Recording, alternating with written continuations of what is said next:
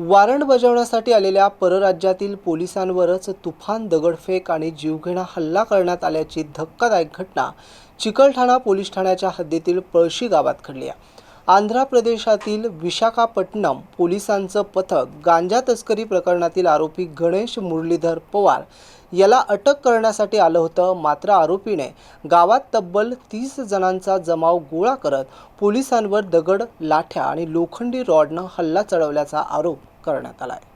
या हल्ल्यात पोलीस निरीक्षक दिवाकर यादव यांच्यासह संपूर्ण पथक जखमी झालं असून गोंधळाचा फायदा घेत आरोपी गणेश पवार हा पोलिसांच्या ताब्यातून पसार झाला। इतकंच नाही तर एका पोलीस अधिकाऱ्याच्या गळ्यातील सोन्याची साखळीही लुटल्याचा आरोप करण्यात आलाय। घटनेनंतर चिकलठाणा पोलिसांनी तातडीने कारवाई करत संतोष पळसकर, रावसाहेब पळसकर आणि शिवाजी पळसकर या तिघांना अटक केली आहे। मुख्य आरोपी गणेश पवारसह इतर फरार आरोपींचा शोध सुरू असून या प्रकरणी तब्बल 30 जणांविरोधात गुन्हा दाखल करण्यात आलाय।